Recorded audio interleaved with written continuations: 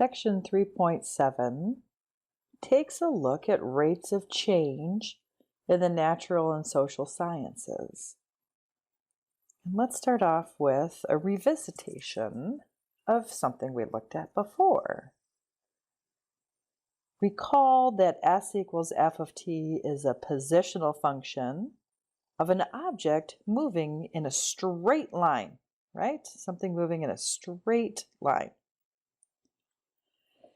Then the ratio delta S over delta t represents the average velocity over the time period, delta t, and v equals ds over dt represents the instantaneous velocity.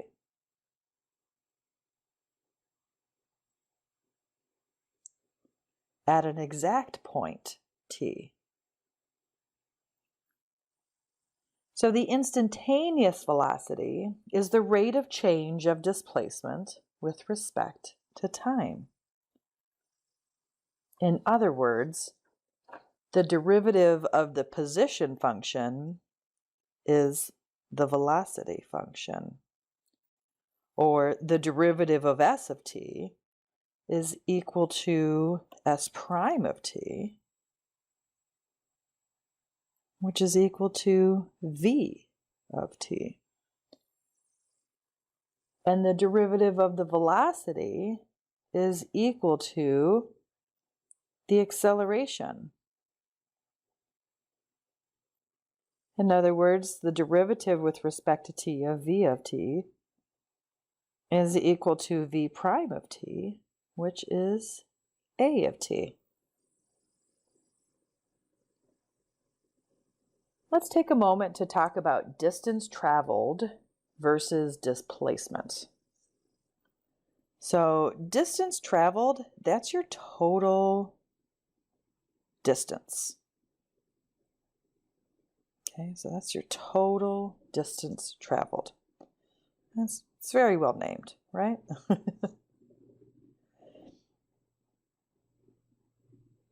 Another way to think of it is it's your there and your back. Okay, it's your total distance traveled. It's your there and back regardless of direction.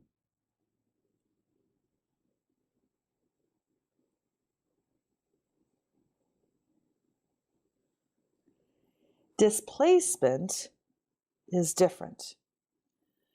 First of all, displacement is your position function. So displacement, that's your position function. And it measures basically the distance traveled, not totally, but from the origin or your starting point.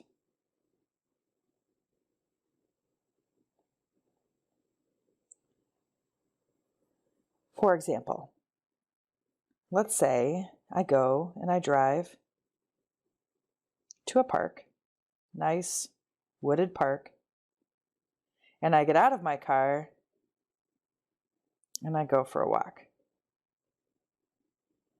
And I walk around the path, and then I get to the far point of the path, and then I turn around and I get back to my car. Let's say that when I walk that path, it's a 2-mile path. But my displacement for this walk is 0. Because my starting point is right when I get out of my car. Since I get back into my car, my displacement once I finish this walk, well, that's 0. But my total distance traveled, that's going to be my 2 miles. And we got to make sure that we're knowing the difference, okay? Essentially, when we're doing distance traveled, what we need to do is take our point of origin, and we need to figure out at what time did we turn around. So let's say time equals time when we turned around. Okay, and then when did we turn around again? So time 2 is turn around. And then when did we stop? And if I want to find that total distance traveled, I have to use absolute values and combinations. So I would have to figure out this displacement here. And then I would have to figure out this displacement here. And then I would have to figure out this displacement here. And I would have to add those 3 pieces together to get my total distance. But understand, as far as displacement goes, if you plug it into your position function, let's see here at your T3, your displacement is actually going to just measure the distance between your origin and your stopping point. So it only counts that little bit right there. So we need to be careful what we plug in when we're trying to answer our upcoming questions.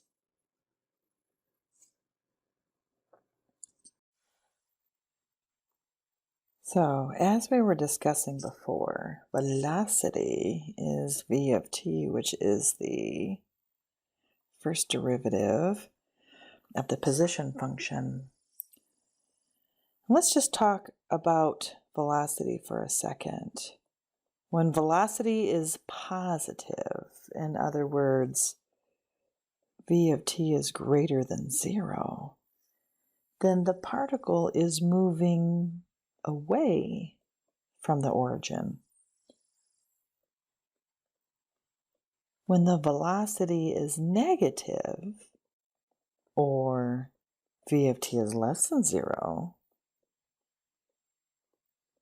then the particle is moving towards the origin. Pardon my typo.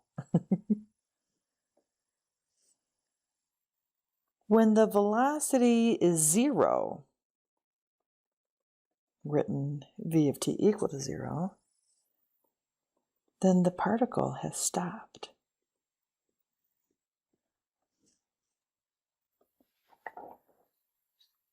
Now the acceleration, which is a of t, which is the first derivative of the velocity and the second derivative of the position function, is special. So the particle is speeding up, okay? The particle is speeding up when the acceleration and velocity are either both positive or they're both negative. Think of it like this. If the velocity is going forward and the acceleration is also going forward, then you're speeding up, okay? But if the velocity is going forward and the acceleration is going towards the point of origin, that's not going to work. That's going to decelerate. That's going to work against each other, okay? And so here I've got yet another typo. Sorry about that. The particle is slowing down when a of t and v of t have opposite signs.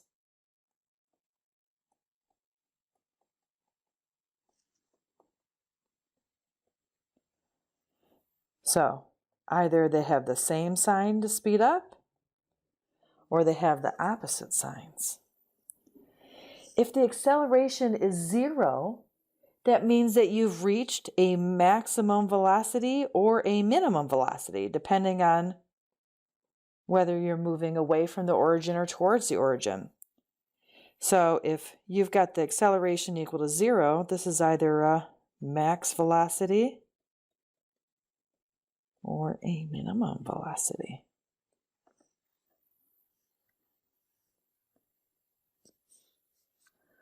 Let's look at this example here. Got this position of a particle. It's given by this function, s equals f of t, which is 4t cubed minus 9t squared plus 60 plus 2, where t is greater than or equal to 0, and t is measured in seconds and s is in feet. Let's find the velocity at times t. So the velocity function, as we know, is the first derivative of the position function. And that's going to give me 12t squared minus 18t plus 6. If they want to know what the velocity of the object is after 2 seconds, that means that t is equal to 2, then I just need to evaluate the velocity function for 2. So that's going to give me basically 12 times 4 minus 18 times 2 plus 6. So let's do that. Minus 18 times 2 plus 6. And that's going to give me 18. And the unit is feet per second. Now this is a positive velocity, so that means it's moving away from the point of origin. Now when is the particle at rest? So that means not moving, and that's when the velocity function is equal to 0. So let's find out when that is. Bring it up here. So 0 is equal to this velocity function.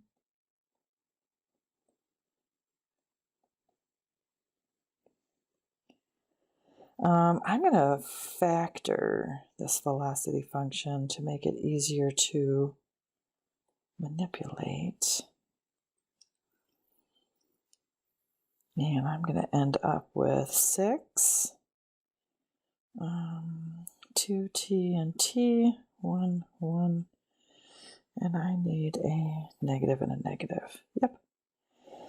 Okay, so if I look at this and take each factor and set it equal to 0, now 6 doesn't equal 0, so that's not going to contribute to the solution. But if I have 2t minus 1 equals 0, I just need to add 1 to both sides and divide by 2, and I get t equals half a second.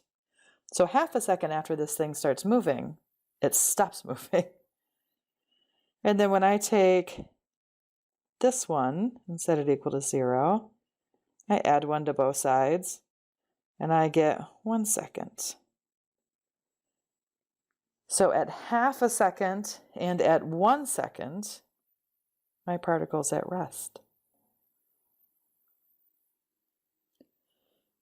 So when is the particle moving in the positive direction? Well, keep in mind, the positive direction is away from the function.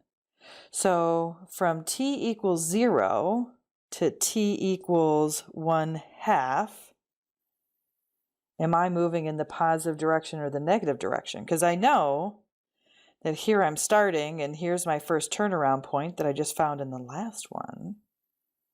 Is that moving away or towards? And then from t equals 1/2 to t equals 1, either that's moving away or towards. And then I've got t equals 1 until basically, t approaches infinity. Which way is it moving? Well, let's take a look at that velocity function. So the velocity function was what? 12t squared minus 18t plus 6, right? Leading coefficient of that is positive. So this thing's gonna kind of look like this.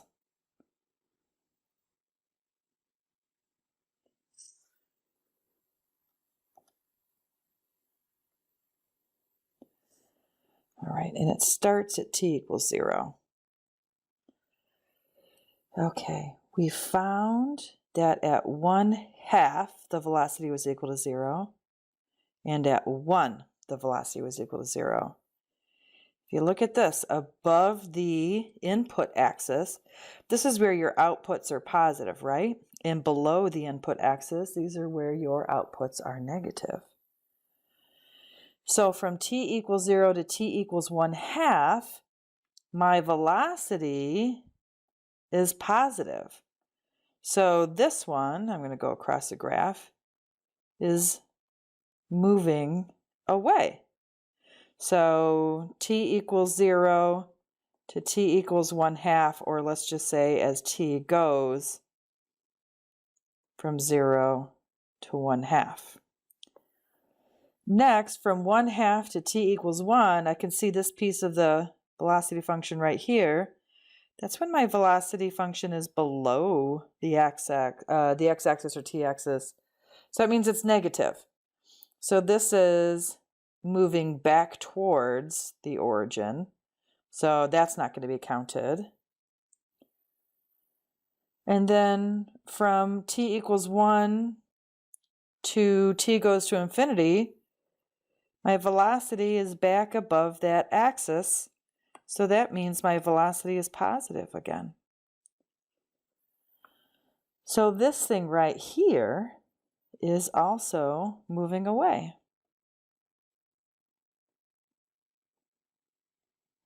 So I'm going to add to my answer then from 1 to infinity. Notice I'm using interval notation and I'm not including my endpoints because at the time that I'm turning around, I am neither moving away from my point of origin or towards my point of origin. All right, so now they want us to find the total distance traveled during the first 4 seconds. So let's take a look at this. The way I'm going to do the total distance is I'm going to look, what was my distance traveled from t equals 0 to t equals 1/2? What I'm going to do is I'm going to look at the absolute value of s of 1/2 and subtract from it s of 0. Okay, and because I'm plugging it into the position function, but remember, position is displacement. Total distance means I have to look at each piece and then put it together. Remember me jogging from my car? Okay, I want to count that whole jog. I don't want to just count the displacement. I wouldn't feel as accomplished, I think. Okie dokie. So s of 0.5, that's 3.25. And s of 0 is 2. So I'm going to have that 3.15 minus 2, the absolute value of that, and that gives me 1.25 feet. Next, I'm going to look at the next leg. So from t equals 1/2 to t equals 1. So I'm going to do s of 1, and I'm going to subtract from it s of 1/2 and take the absolute value of that. So s of 1 gives me 3, and s of 1/2, as we know from the previous one, gives me 3.25. So 3 minus 3.25 gives me negative 0.25, but if I take the absolute value of that, I have 0.25.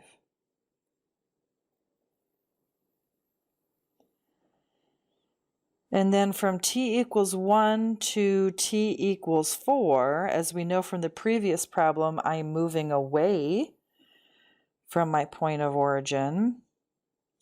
So I'm going to do the position at 4 minus the position at 1. And the position at 4 is 138 feet minus 3 feet. And I'm going to get 135 feet. And if I want that total distance, right, I need to add them.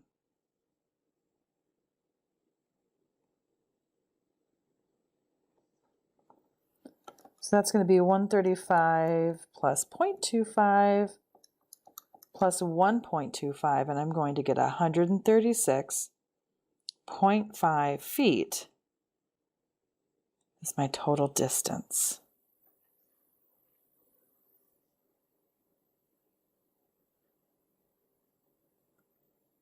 So let's look at a picture of what this looks like. I'm going to mark some pieces here. Here I've got s is equal to 0. Okay, this is the s-axis. Here I've got 0. 1, 2, 3, 4, 5. And then I'm going to break the axis here a little bit. And I've got over here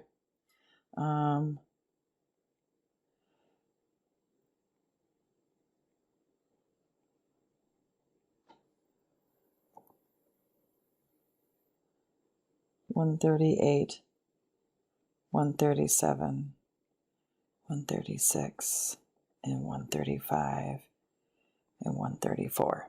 Okay. So if you remember, our displacement at time equals 0 starts here at 2. So this is where my particle starts moving at time equals 0. Now from time equals 0 to time equals 1/2, I'm moving in the positive direction to 3.25. So here's 3.5, here's 3.25. So that's where I start to turn around. And that's at time equals 1/2. And then at time equals 1, I'm turning around very quickly. As I'm going to be at time equals 1, we know that I was at t equals 3.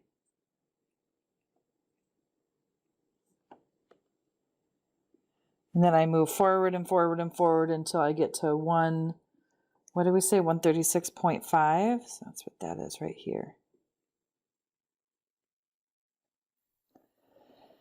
And that's the motion of the particle during that first 4 seconds. If I want to represent, here's t equals 4, the rest of the time it's always moving like this. So it's an interesting little diagram of those motions. Let's look at this example. Suppose a culture of bacteria has 100 bacteria initially, and the number doubles every 3 hours. What is the population of bacteria after 6, after 12, after 1 day, or after t hours? So if you remember how exponential functions work, especially with something that has an initial value, basically, let's look at this as a function of t. You have your initial value, and then you have your base of growth, and then some rate of growth times your time. So in this case, my initial value is 100 bacteria, and my base of growth is 2. And this 2 is happening every 3 hours. And this 2 is happening every 3 hours. So this would be t divided by 3. Because in 3 hours it doubles, in 6 hours it doubles, in 9 hours it doubles, so on and so forth. So that's the formula that I'm going to use. If I want to find the population of bacteria after 6 hours, I'm going to plug that into here. And I'm going to put that 2 in parentheses just to keep it separate. So 2 and then 6 divided by 3. So 100 times 2 to the 2 is going to give me 400. So I've got 400 bacterium after 6 hours. After 12 hours,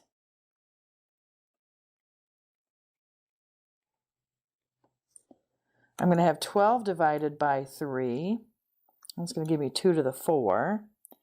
Multiply that by 100, and I'm going to get 1,600 bacterium. After a day, that's 24 hours. So I'm going to have 24 divided by 3, and that's 8 doubling periods. And that's going to give me 256 times 100, or 256,000. And then the T formula we already had. And maybe if you didn't know or remember the formula for the bacterial growth at time equals T, you could have used these little pieces here to give you a hint. You're always starting with the 100, and then it doubles every 3 hours. All right. Now the rate of growth of the bacteria population after 24 hours. Okay, rate of growth, that means we need to find the derivative. So this is 100 times 2 to the power of T over 3. So remember, if I'm taking the derivative, the 100 is just a constant in front. That's going to go along for the ride. And the derivative of 2 to the T over 3 is going to be 2 to the T over 3 times the derivative of the exponent T over 3, which is just 1/3, times the natural log of 2.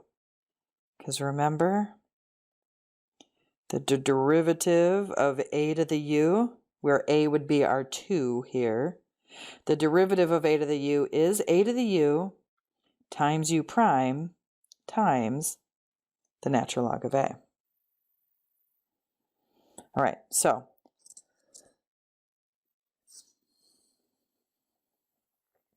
let's go ahead and look at what happens if I plug in 24 for that.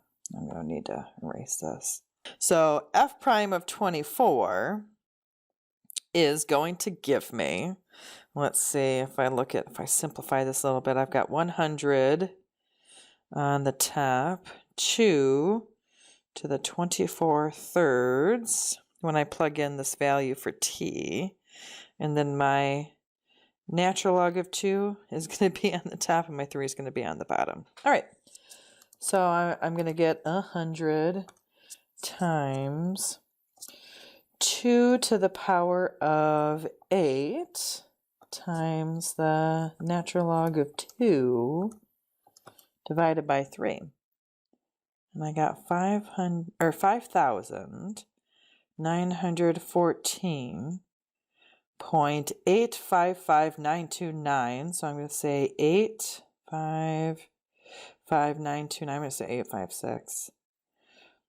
Now, it's a positive number, so at 24 hours, it's increasing at 5,914.856 bacterium per hour. Gross. Yeah. Good problem to do in the age of COVID. The particle is moving in a position function of t to the 4 minus 4t cubed minus 20t squared plus 20t as time is greater than or equal to 0. So I want to know at what time does the particle have a velocity of 20 meters per second. All right, well, let's look at that. So first thing I need to do is find the velocity. Let's remember that the velocity function is equal to the derivative of the position function. So when I take the derivative of this, I'm going to bring the 4 down. So it's going to be 4t cubed. Bring the 3 down. It's going to be minus 12t squared. You bring the 2 down. You have minus 40t. And I'm going to bring the 1 down. I'm going to have plus 20. And I need to find when that velocity is equal to 20 meters per second. So I'm going to take this function and I'm going to set it equal to 20. And I'm going to start solving.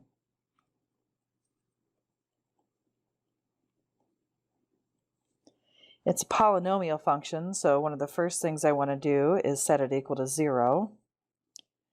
And that actually makes my world a lot easier because my 20s here, they're going to cancel, right? Poof, disappear. Now I'm just left with 0 equals to this function, which I can factor first by taking out a 4t. And that'll make the resultant velocity function easier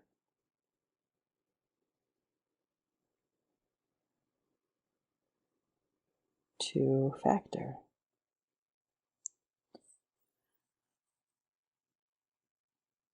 So now that I have it completely factored, I'm going to set each factor equal to 0 and get my answer.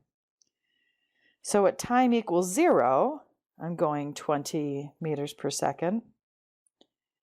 At time equals 5 seconds, I'm going 20 meters per second. And at time equals -2 seconds, oh wait, I'm not doing that because I'm only going as greater than or equal to 0. So I'm not going to use that answer. So the 2 times that I'm going 20 meters per second is at 0 and 5 seconds.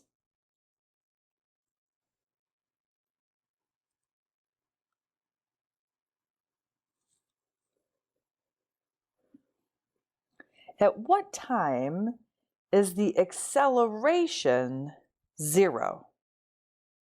Now remember, the acceleration is equal to the derivative of the velocity. So the velocity function, I'm just going to rewrite that over here. That's that 4t cubed minus 12t squared minus 40t plus 20. So I'm going to take the derivative of that. That's going to give me 12t squared minus 24t minus 40. And I need to set that acceleration equal to 0. So let's go ahead and do that. So I'm going to say, okay.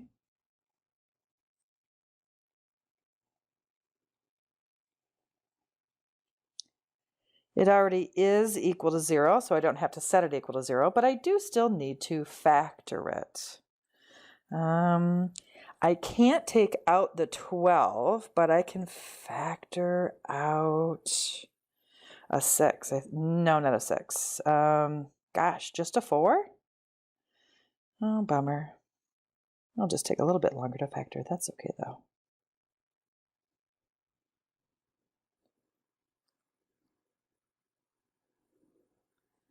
All right, so now for this one, I want to go ahead and factor this function. Oh. So 3 times 10, I'm going to use the AC method. 3 times 10 is 30. What factors of 30 subtract to give me 6? 4 and nothing, 5 and 6, nothing. Oh, ick. I'm going to have to do the quadratic formula. All right. So let's do that.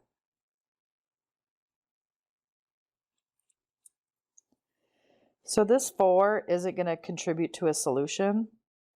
So I'm going to solve this using the quadratic formula. So remember the quadratic formula, negative b plus or minus b squared minus 4ac all over 2a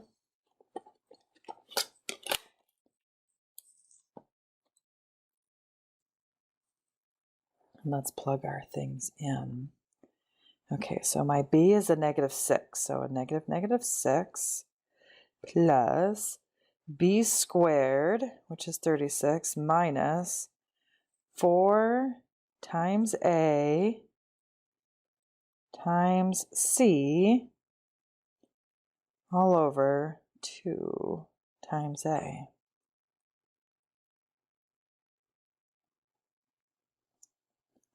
So 36 minus 4 times 3 times -10. If I got a sign error there, do it on my calculator. I got 156 all over 6. Sorry, I'm kind of thinking out loud. I'm skipping steps in my head, but the square root of 156, I can split that into 4 times 39, and then I can take the square root of 4, which is 2, and then I can factor the 2 out of the 2 that comes out and these 6's right here. And I'm left with, pardon my typo, 3 plus or minus the square root of 39 over 3. All right, if I do 3 minus the square root of 39, I'm going to end up with a negative time. So what I really only need to use is the positive. So 3 plus the square root of 39 over 3, I'm going to find that decimal approximation. It's going to give me this 3.081665999, and then the rest of it's off of my calculator.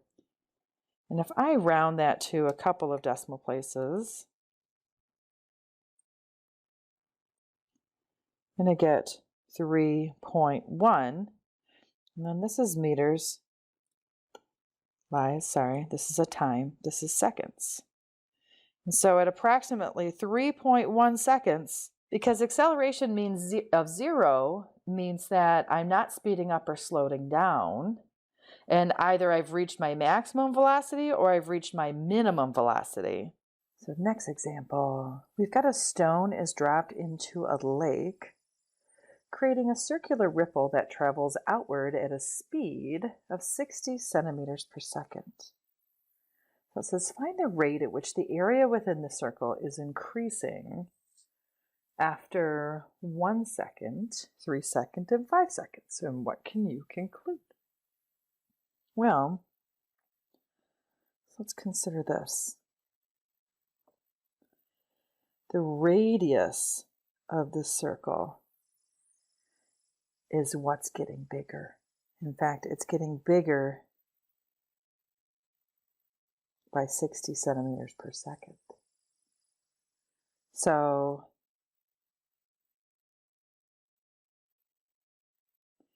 after t seconds, we can see that the radius is going to be 60t, right?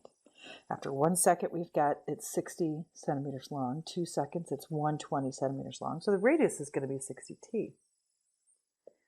However, they're saying find the rate at which the area within the circle is increasing.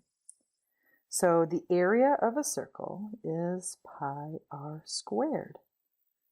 But if we know that r is equal to 60t, then a really equals pi times 60t squared, which is going to be 3600 t squared. Or to rewrite this, we've got 3600 pi times t squared. Now we can find the rate. So the rate means we can take the derivative of that area. So we're going to have 2 times that 3600, which is going to give me 7200, and the pi goes along for the ride, times t. So if I'm looking first for the rate of change at 1, I just plug in the 1 for that t, and I'm going to end up with 7200 pi. Next, if I plug in 3 for this t value, I'm going to end up with 21,600 pi. And the units, by the way, are the centimeters squared per second. That's the change of area with respect to time. And for C, if I'm going to plug in 5, I'm looking at 3 times that 7,200 pi, or sorry, 5 times that 7,200 pi, and I'm going to end up with 36,000 pi square centimeters per second. Well, when they ask us what we can conclude, I really can conclude, I can see it from my results, but I can see it really from my formula of the derivative.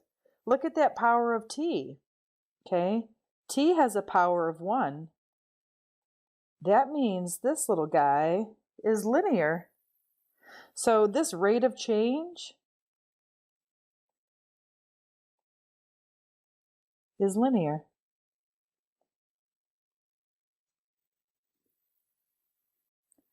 So we've got a tank is holding 5,000 gallons of water. It's draining from the bottom of the tank in 40 minutes. And this law, Torricelli's law, gives us the volume V of the water remaining in the tank after t minutes is as follows.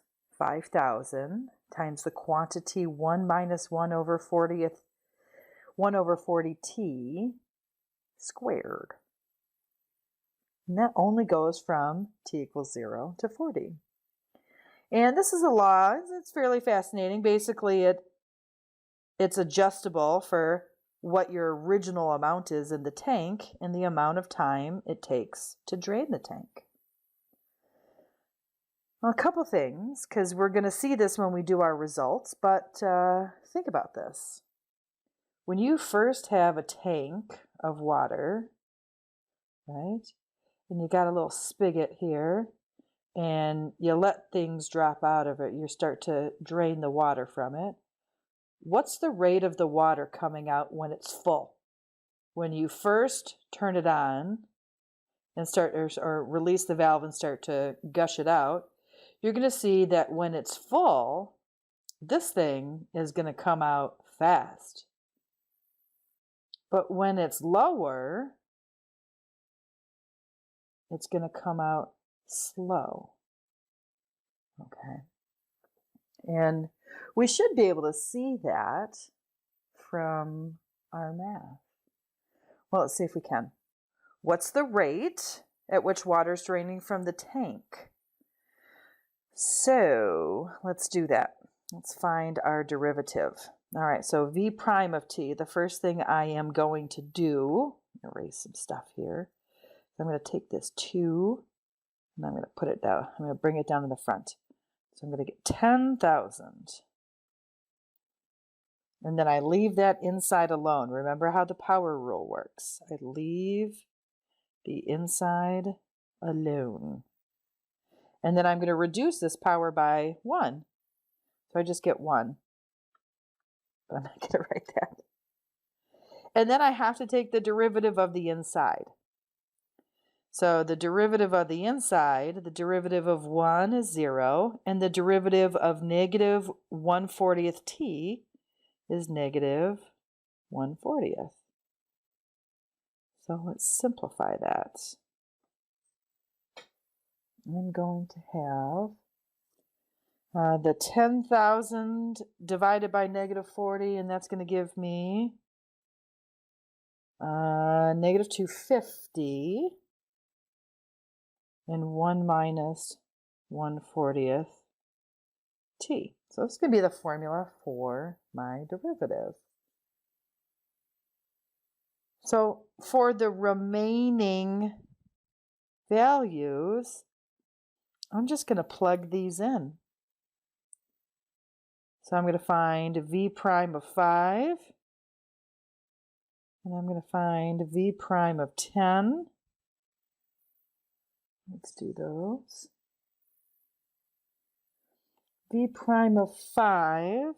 So negative 218.75 gallons per minute. And think about that negative sign. Let me ask you, what's happening to the tank? Is it filling up or is it emptying? Yeah, it's emptying. So the volume is getting smaller. So the rate of change for that volume has got to be negative. Okay, I'm not sure what happened to my screen there. It's because I'm left-handed, I think. Keep hitting stuff without realizing it. Anywho, all right, so now what happens to the volume at 10 seconds? So I plug in the 10 for the T in my volume, and I'm going to end up with negative 187.5 gallons per minute. Well, okay, still negative because it's still leaking, still, draining. But notice it's not draining as quickly anymore. And we kind of already talked about that, but does that make sense? And so after 20 minutes, we plug that in, and we get negative 125 gallons per minute. Does that make sense? Yeah. Because again, the water level is draining, is lowering. And so as it lowers, it's going to drain from the tank slower and slower. And then when we plug in 40 minutes, you should already know what we're going to get, but what do we end up getting? Yeah, it took 40 minutes to lower or to drain the level of water to 0. So yeah, so the change in the volume at that point should be 0. And they kind of told us that.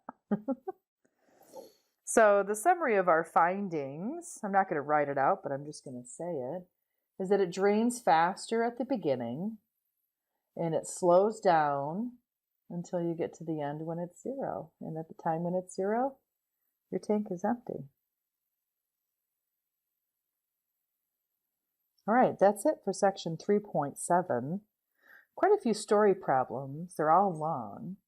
I do recommend putting yourself in the situation, drawing a picture, and taking it one step at a time.